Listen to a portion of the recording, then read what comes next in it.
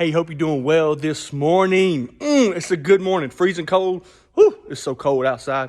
I'm gonna tell you, I've been up at the church praying this morning, and God brought these memories to my mind and these words to my mind, and two passages to my mind I want to share with you. One of them is, you may be familiar with it, the lost sheep. Jesus leaving the 99 to go rescue the one. There was this one sheep that was not in the fold. There was 100 sheep, and there was one who wasn't there, and the shepherd left the 99, and he went out in the field. He went looking, he went diving, he did everything he could, and he found that sheep, and he rescued that sheep, and he brought that sheep back into the fold.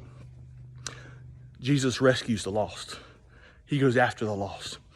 I thought about a second parable of the prodigal son. You know, the son had everything, and he left to chase. He left what he had. He left his family. He left royalty to go chase what he thought would give him pleasure.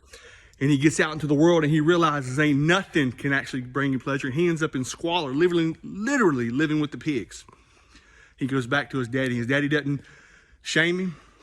His daddy doesn't make him take a time out. When his daddy sees him coming, he runs to him, grabs him, picks him up, hugs him. Oh, come on now. Puts the royal robe on him, puts a ring on his finger, and throws a party for him. And I'm going to tell you what, I got to thinking about my own life today, and I just was thinking about the goodness of God. I was thinking about where I come from, lost, without hope, and Jesus come and found me. I could remember a time in my life when I was like the prodigal son. I ran off trying to chase stuff, and I was living in squalor. And what did Jesus do? He come back and took me back in. And I was thinking about my life as I'm walking around this sanctuary, and I'm praying for our church, and I'm just looking around, and I just burst out in tears because I'm overwhelmed by the goodness and the grace of God in my life.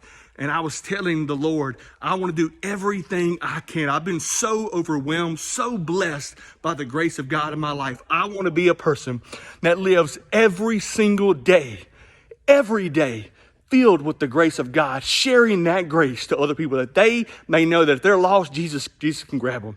If they've ran away from God, they don't have to be ashamed. They can come right back. He's got them.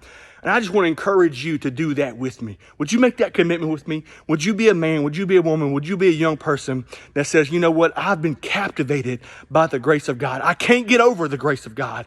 And I want to be a person who lives with the fullness of the grace of God in my life, sharing that grace to others, that they may know the freedom and the love that I now know. God bless. Have a great day.